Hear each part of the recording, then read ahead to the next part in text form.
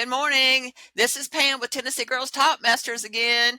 And I am here today with a very special couple, some people I have known for a number of years, Jonathan and Sara Sachs, whom I met years ago at a congregation in Nashville called Congregation Yeshua Israel. They were a very beloved worship leader group and ministers within the congregation, and they now reside in Bowling Green, Kentucky. Jonathan and Sara, good morning. Good morning. Good morning, Pam.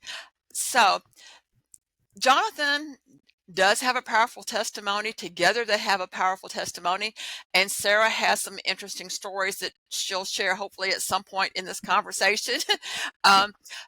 Jonathan, would you mind sharing your testimony and about your coming to know the Lord Jesus?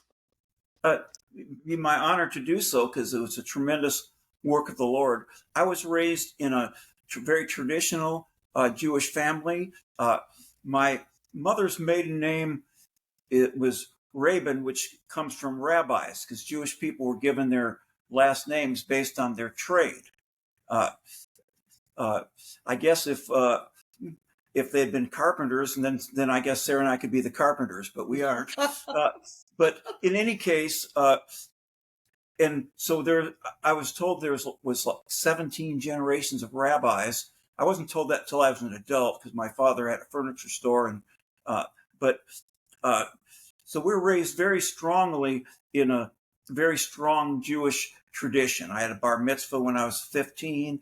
I did something that a lot of children don't do, continue on to something called confirmation for a couple other years. We celebrate the major Jewish holidays, and the main thing, we were the only family that kept kosher in our city. We had two sets of silverware because they couldn't mix milk and meat according to rabbinic tradition. We had two other sets of silverware for Passover because we had something that hadn't touched leaven all year long, and we made sure of that. We were out of school all day, fasting on Yom Kippur, also out of school all day on Rosh Hashanah, but we definitely knew that we were Jewish, and the whole goal, I think, was that we would, continue being, in the Jewish tradition, marry Jewish spouses and have Jewish grandchildren, and so on. And anyway, so I didn't know much about Jesus at all growing up. I just knew that there had been persecutions by Christians against Jewish people, and that it really wasn't for us, and so on. And like nothing could have been worse. But then some things happened when I was a junior in college. By the way, at that time, I went to a college called the University of Michigan, which was very liberal at the time. I probably still is. And so we didn't admit that if we believed in God, we wouldn't want to admit it because that was, faith in God was something for barbarians or primitive people who needed a crutch to stand on. And I remember in college, there was a lady who said she believed in Jesus. And I remember we just laughed her out of the ballpark. It was kind of like Paul consenting to Stephen's death or something like. Oh my! Like, we just laughed her out of there because she's so far out of it and everything. And I think she might have left in tears, if I remember correctly. So, but then the major things that happened were I came back to home for Thanksgiving, my junior year. And I got a call from a high school friend that I had for years who was a year behind me in school. And she said, John, something dramatic's happened to change my life. And I went to see her. But just before I get to that, which really transformed me in a tremendous way, in college, I was into all kinds of different things. We called it a different trip every 6 months. This was like I graduated from high school in '69, so that will give you an idea of the era we were talking about. And so I was into different things, radical politics, protesting the Vietnam War, trying to beat the draft. Some people might call me a hippie. In high school, I wrote there's an article done about me called A Radical, because I had radical views like Oh that, my. that like Stokely Carmichael had done more for black people than Abraham Lincoln, and we should not have grades in school because people should want to learn because they love learning, and so on. All kinds Wow, of that was radical, Jonathan. yeah, all kinds of crazy things. And I got A's in school, so it's a radical. But anyway, so we, uh, so in college, I was into different trips, and one of those was Zen macrobiotics. I mean, I was every 6 months I was into something else, probably because the thing I was in before didn't satisfy so much. And that's where you attain peace through the food you eat. It was based on an Oriental principle of Taoism with yin and yang. And the idea was to have the perfect balance of yin and yang. Well, sugar had a lot of yin in it, and meat had a lot of yang in it. But the balance, the food that had the perfect balance of yin and yang was brown rice. So I had a lot of brown rice in those days. And so I came Still home, does. yeah, Still loves it. yeah. So I came home from college once, and of course my parents were paying for my education, and so I announced to them. I said, "You are what you eat," and I'm sure they felt they were getting great value for their investment in me. So then my uh, dad said, "Well, what are you? Are you a rice or a bean?" And my mom said, "I think he's a nut." Okay, yeah. But anyway, fast forward to November of 1971, when I came home from college for my junior year. I got a call from my friend Maggie, who I hadn't seen in a while. I don't know where she went after high school. She was a year behind me in school. She said, "John, something dramatic's happened to change my life." And so she wanted to tell me about it. And I was one of those few liberal people that I guess there's a number that were actually sincere. I mean, a number, we all thought that the other people were all narrow minded and we're the liberated ones. But after I became a believer, I found out that many of my friends were open minded to what they wanted to believe. But as far as anything else, they're very close minded. So it was just a different kind of narrow mindedness. But in any case, so we got together, and there's another guy there, and she started reading things from the New Testament. You know, Jesus did this. Isn't that great? Jesus did that. Isn't that wonderful? And after a while, I said, I was fed up with it. I said, "Look, Maggie, I'm Jewish. I don't believe in the New Testament. If I believe in anything, because I was from University of Michigan, but if I believe in anything, I believe in the Old Testament." And she said something that then changed my life. She said, "John, it talks about Jesus in the Old Testament too." I said, "What? What?" I hadn't heard that in all my years of 12 years of religious education, with my bar mitzvah or anything else. So she started showing me things in the Hebrew scriptures, which is called the Tanakh or Jewish Bible or Old Testament, and that she said talked about Jesus. But I was Mr. Intellectual, and so I thought I was doing great at showing how ridiculous those things were. I thought she was taking them out of context, or just taking verse out of context, reading things about Jesus into them that really weren't there, and just making it sound like Jesus when it could have applied to anybody. For example, I don't remember if she shared this one, but there's in Isaiah, there's a passage that says, "I gave my back to the smiters." So my answer would have been, "Well, look, Meg, you're telling me that of all the people who've ever lived throughout history, Jesus is the only person who's ever hit in the back. Give me a break." So it had to be talking about Jesus. Couldn't be talking about anybody else. And I thought I was so smart and how out of it she was. That was until she showed me a couple passages that I couldn't rationalize away so easily. And one of those was the 53rd chapter of the book of Isaiah, where it talks in detail about the Messiah and his sufferings on our behalf. And it goes in to great detail. I couldn't say it's a verse out of context because the whole chapter was the context. And then also, she showed me a passage in Daniel chapter 9, verses 25 and 26, where it talked about when the Messiah would come. And she showed me a calculation, which ended up a few years right around when Jesus died. And I couldn't, and it basically said that he would die before the second temple was destroyed, which is in the year 70, but there's a calculation of number of years that when he would come. And I couldn't rationalize it away as not being specific enough.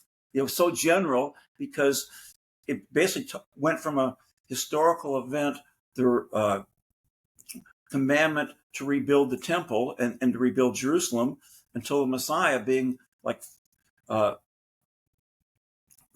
483 years. And I couldn't, that's pretty specific. And there's been calculations which gets it to the exact time when Jesus died. But even without that, we know it had to be before the destruction of the second temple. Well, I couldn't say that wasn't specific enough. I can't predict who's going to win the Super Bowl next year, let alone an event 483 years in advance that transforms history, that is so dramatic, that would bring in righteousness and remove sin and so on. So it says what he would do. So I couldn't, and it says that when Messiah would come and he'd be cut off at a certain time, 483 years from that event. And that's exactly what happened. So I went home back and I was researching it and so on. And that day I read a book that was given to me by a friend who wasn't even Jewish, but he was starting to think about these things from college, called The Late Great Planet Earth by Hal Lindsey, who recently passed away. And it talked a lot about end time events and talked about the Jewish people. And I really love the part about Jewish people returning to Israel. I could, it's my people. I could root them on that. I didn't like the stuff about Jesus so much. Okay. But anyway, some things happened which caused me to realize I was a second-term junior. I didn't have a major, and I needed time to find myself. And immediately, my college situation fell apart without going there, my roommate situation. I had a roommate who was into the Guru Maharishi, and he'd wake up in the middle of the night in a trance, and it was just really, really crazy. And so I thought I needed time to find myself, and that fell apart, and everything worked out. So I worked at my dad's furniture store for a couple months to save money, and then I started hitchhiking, because the way I was going to find myself was by hitchhiking out west in the middle of winter with my backpack, kerosene stove, tent, and a whole lot of brown rice. I don't have that particular brown rice left, but I have found replacements. Sorry, I had brown rice yesterday. Okay. So anyway, I hitchhiked out west, and things happened that really blew me away.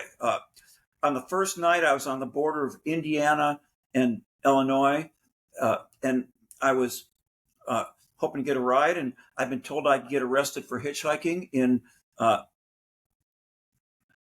Illinois.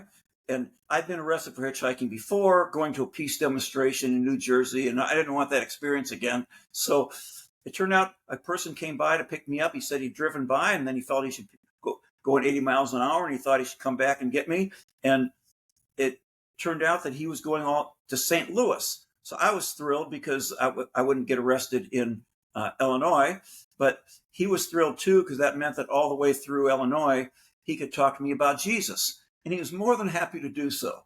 He asked me, are you familiar with the Jesus groups on campus and so on? And this was during the Jesus Revolution. But in any case, so that happened. Another thing that happened along the way is I was planning on stopping in New Mexico, because I was told there was these hot springs I had to experience. And I was going to find myself through all these wonderful experiences. And so I had a ride that could have taken me all the way to my ultimate destination, which is a little south of San Francisco, in near San Jose, California, where my sister lived. But I had to have this experience. So I got off, and when we got off, I went to some hot springs. Well, that I was planning on staying there, but it turned out that uh, a woman who had here's what really happened first was I realized I promised my parents I was going to call them that night. And there wasn't any phones within 10 miles. So I had to get to where there's a phone. There was a group of people that were going to have a room, but a woman with 7 children took that room. So they couldn't stay there, and they're going to Santa Fe, in Santa Fe, New Mexico, a place I hadn't planned on being at and had no intention.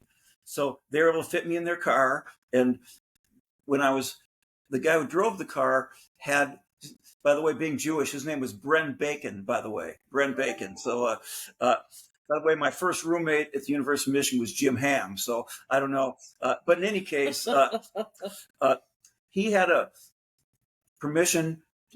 He had a bus on a hill there, and the person who owned the land allowed him to have that bus, and it had bunk beds and I think maybe a stove and a sink, things like that. So he allowed me to stay there.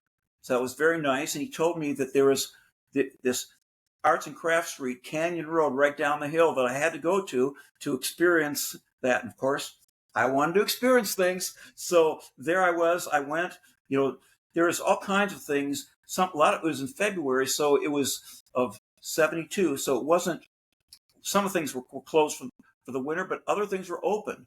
And I saw Mexican art, I saw Indian art, Spanish art. And then I came across a place called the Shalom House. And so I knew what that meant. It means peace, and it's used for hello and for goodbye. Some people say that we use it for hello and goodbye because we don't know if we're coming or going, and that way we cover all bets. But in any case, I walk in there expecting, some Jewish art or Israeli art, a little home cooking. This will be great. I walk in and there's not a picture on the wall or a painting, because it wasn't an art gallery. It was what they call a Christian coffee house to try to reach, and its intent was to reach hippies coming out of the mountains like me. And the guy who ran it his name was Don Compton, and he said that the reason why he named it Shalom House wasn't because of anything Jewish, but was because from his study of the Bible, that shalom is the kind of peace you can only have with a right relationship with God. So anyway, so we talked for a long time. He invited me back that night. There's supposed to be a guy there coming who had been delivered from heroin addiction without any withdrawal symptoms, and when he received Jesus. So I tried to find everything that night that I could do to avoid being there. But every place I went to was closed. And I had to walk right by that place on my way back to the bus on the hill. And I was standing outside there to should I go in, shouldn't I? And, it seemed like it was for an hour. It was probably 5 or 10 minutes. But in any case, I ended up going in.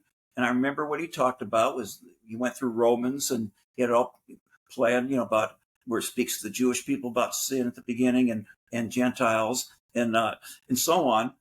And I came close to being, something was tugging at my heart. It was, but I didn't become a believer then, but I was very close.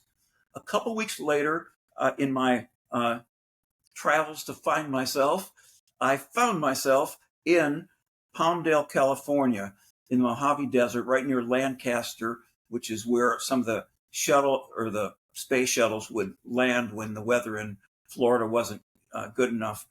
And I was visiting my cousin, a much older cousin, and his wife. Both of them were Jewish, and their children were Jewish. And her name was Claudia Tucker, and his name was Mickey. But she was talking to me one day, and she said, "There's an Orthodox Jewish woman here who believes in the Savior." And I said, "What? Does she still think she's Jewish?" And she said, "Yes, more than ever before." she said, "Would you like to meet her?" And I didn't want to tell her what was going on in my life, so I said, "It'd be a different point of view." And within 5 minutes we were there. It turned out that the Lord was dealing with Claudia, and she wasn't a believer yet, but I think about 8 months later she was. And so I went to this home. This lady, her name was Paula Kempler, and she basically had a hospital operation where she screamed out in pain and lost her voice, and was told she would never sing again. And then she told the Lord that if he restored her voice, she'd only use it for his glory. And about a week later, she noticed she was humming, but and singing a little bit, and that was good. But she noticed her voice was better than it was before. And anyway, and she told me a lot about the Lord. And we'd planned to come back the next Sunday, and I asked for materials from the Jewish Bible, from the Old Testament or Hebrew Scriptures that talked about Jesus. So she gave me some things, and I took it, and I was a little deceitful, to be honest, because I had planned not to be there the next Sunday. I was going to be going up to visit my sister in Milpitas, right by San Jose. And so I did find the way to San Jose. So I did know the way to San Jose. But anyway, but what happened was my brother-in-law, my sister's husband, was looking for a van, and my cousin Mickey found one. So he was going to come down. My brother-in-law was going to come down to get the van. And so I thought, why should I hitchhike all the way up there, probably drive back with him, and then go back up again? I'll just wait for him. Well, it turned out the last minute, he thought it had too much miles on it, had 80,000 miles on it, so he didn't come. But here I was. It was Sunday, and so I went and saw her. But by that time, I had believed that if the Old Testament was true, that Jesus had to be the Messiah. I couldn't just accept the parts about the Jewish people that I liked and disregard the rest, but that I had to that he had to be the Messiah, and I believed that he was. And so I got over there, and she played a tape of another Jewish person. His name was Art Katz, who wrote a book called Ben Israel, how he got saved hitchhiking through Europe and ended up getting saved in Jerusalem. So that kind of topped me just going through the United States. But in any case, but you really didn't have to do that, because I already had come to that conclusion.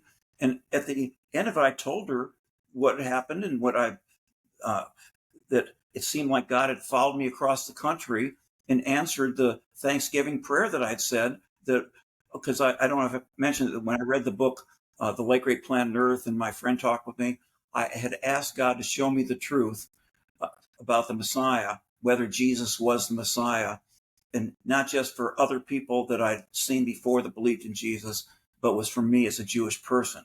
And that's when the college situation fell apart immediately, and everything changed, and I hitchhiked out west. And so it seemed like God had followed me across the country to answer my prayer. It seemed like every which way you turned, God was showing up and saying, Absolutely. look here, here I am. Yeah, so I told her that, and then she asked me to. He said, "Would I like to receive Jesus?" I forget how she asked it, but it was like there was a big wall. It was like she was just maybe she was in the same room, just really close, on a couch or chair or something, and real close. But but it's almost like she was in China, and I told her that, and she explained about that this was the greatest moment of my life, the most important, and Satan wanted to keep me in his kingdom. And so this is a real crisis, and that's why it was happening. I believe that was true, and I believe that he was probably using the fact that I'd never been, from a Jewish family. I knew I'd be rejected. I'd be out in the street for the first time in my life, which hadn't happened. Well, I'd worked a little bit at my dad's furniture store. I didn't have a clue about anything, and I was terrified about what I was going to face going back home. But ultimately, I realized that I couldn't spend the rest of my life running away from the truth, and that if God was big enough to follow me across the country, that he was big enough to cause things happen hundreds and thousands of years and predict them exactly and they come to pass. And he was big enough to follow me across the country and reveal himself to me. Then he'd be big enough to take care of me. And that's when I accepted the Lord. Well, some things we just cannot intellectualize away, and when God keeps knocking at your door and keeps following you, and he was in hot pursuit of you, it sounds like Jonathan, and yeah, he was not going to. I think he was not going to let you alone, which was wonderful. I mean, he gives us free will, and we have a choice, but he obviously was calling you. And now we're running a little short on time.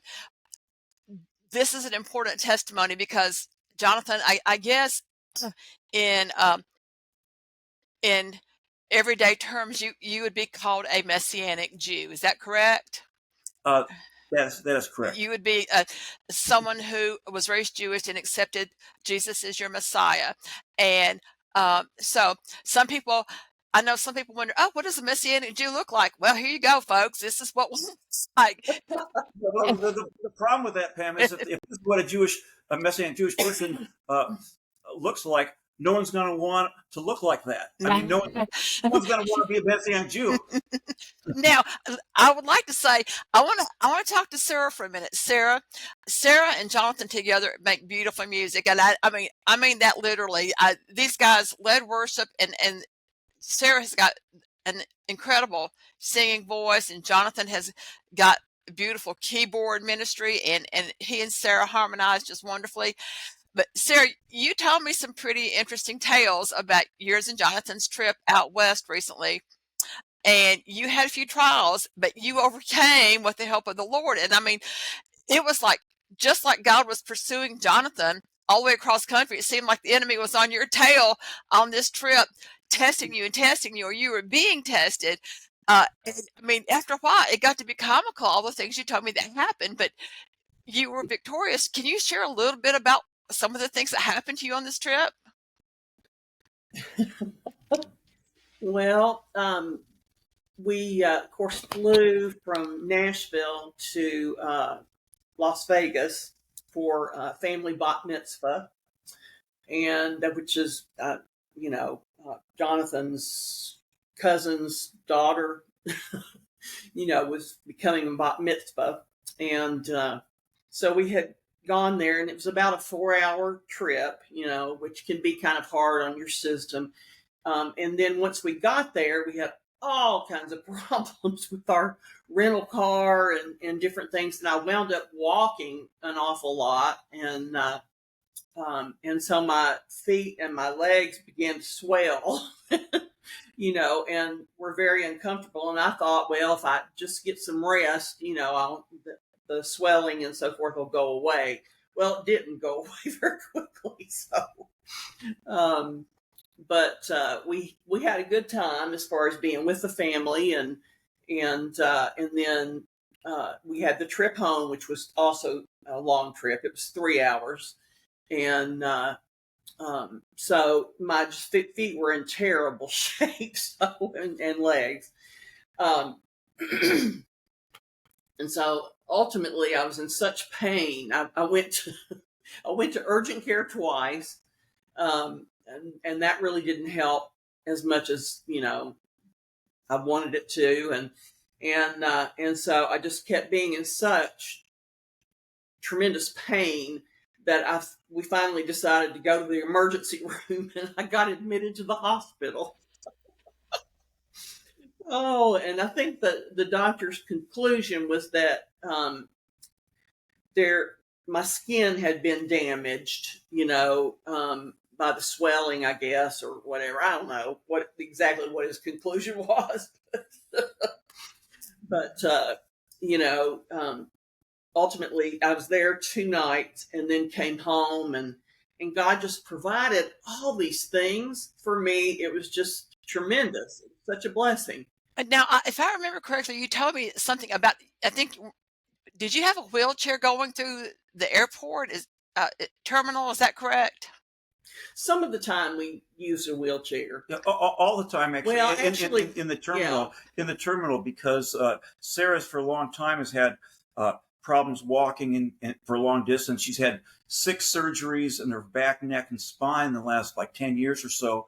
And so she can walk, but a long distance, like she has to stop every so often because of pain and sit down. And so in an airport, we were using a wheelchair to get her through.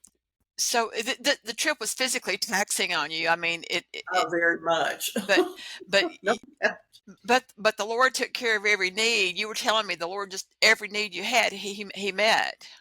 right. Yeah. Okay. Let me just mention other things. Sarah's had 3 things in the last year besides that situation that could have been very devastating, and the Lord met her every time. And she can explain in more detail, but the first one was she had macular degeneration in her eyes, and my mother had gone blind from that, and my sister was blind in one eye from it. And so I was very worried that my wife was going to go blind. It turned out that there's a dry kind which isn't quite as bad and isn't nearly as bad, and the wet kind. It turned out hers was the dry kind, and the retina specialist said that she wasn't going blind, and that part of her vision loss was from macular degeneration, others from cataract surgery. Well, from cataracts. From cataracts, I mean, not from cataract surgery, from cataracts. And then when she had cataract surgery, her vision was 20/25, which is corrected by glasses, and she hasn't had to have shots or any other treatment just to keep an eye on it. That's a pun kind of way to keep an eye on it. Yeah. But then and check it every year. But then the next thing, she had breast cancer at the end of this last year, and it turned out that ended up being stage 1A, a very small surgery, removed everything. Nothing was found in the. They removed the cancer, and that the surgeon also took out, I think it was either 6 or 7 lymph nodes, and nothing showed any cancer. That's wonderful. The margin around the cancer was clear, and all the lymph nodes she took out were clear. I had the same thing when I had breast cancer. It was stage 1, and the border around the tumor was clear, and we were blessed that we were caught early, Sarah. Now, Sarah, you look beautiful. I mean, it would be hard to tell by looking at you. You've just been through all this stuff. I mean, you look so poised and so calm and so sophisticated. Well, Pam, can I just mention that the third thing was that just in the last about 3 months or so, she had her numbers for kidney function went from had been around 60, which is okay for her age and so on, down to 11, and which if she was ready to go on, it was close to dialysis. Very close to dialysis, and the retina specialist said there's a few things that are revert. The kidney specialist, the nephrologist. Not the nephrologist, the kidney specialist. I'm sorry, but that could be done. It turned out that taking away your blood pressure medicine and getting on more water and stuff, because this could have been really devastating. Her numbers are now in the 40s, which is far away from dialysis or anything like that. She's doing great. That first week they went to 30 something. So it was the Lord just took care of. Amazing. Any one of those 3 things could have been very devastating, and the Lord came through every time. Well, listen, you guys are phenomenal. You always have been to me. And now I've got just a few more minutes. I've got 2 little get into whatever they can, boys, into the next room that I'll have to check on here in a few moments. But will y'all please tell me and the listeners, again, I don't know if I remember exactly the story. How did you guys meet? We met at Yeshua, Israel. That was where you met. Okay. Yes. I came to Nashville because I was a songwriter, and I was going through there, and I was looking for a congregation. I happened to be there on a Friday night, and I thought, well, maybe there's a place here, and there's a couple Messianic congregations in the phone book, which they had in those days. And then I ended up going to Yeshua, Israel, and that's where I met Sara. That's awesome. Okay, now tell people, how long did you guys date before you married? I remember. about 5 to 6 years, something like that. Was it 7 years? It was about 5 or 6. But I posed very early, and it first was well, you can say how she responded. Well,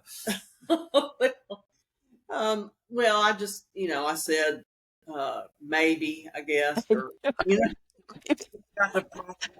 Possibly. possibly and probably. And then finally I just gave in.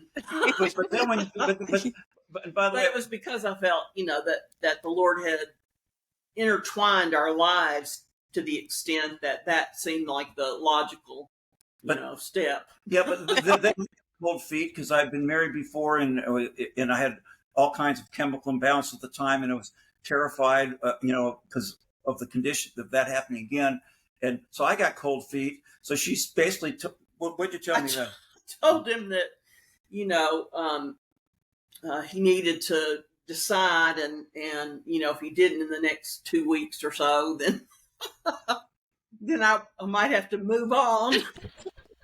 I gave her 5 years. She gave me 2 weeks. So funny. Well, that's so funny. Yeah, that sounds like me when I was engaged to, when I was dating my husband, Larry. At the time, I had hinted around to wanting a proposal. And finally, when we went to dinner and he asked me if I would marry him, I said, I'll think about it.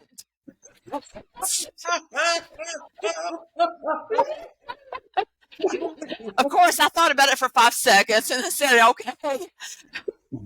Well, listen, guys, it's time for me to go, but thank you all so much for being here. And Jonathan, thank you for sharing your wonderful testimony, and I think it is going to be a blessing to so many. And Sara, thank you for sharing your experiences and how you guys met. The Lord chased you down, Jonathan, and he brought you two together at Congregation Yeshua Israel, where I eventually met you guys. Thank you for being with us today. And this is Pam signing off for Tennessee Girls and Boys Talk Masters, and we'll see you next time.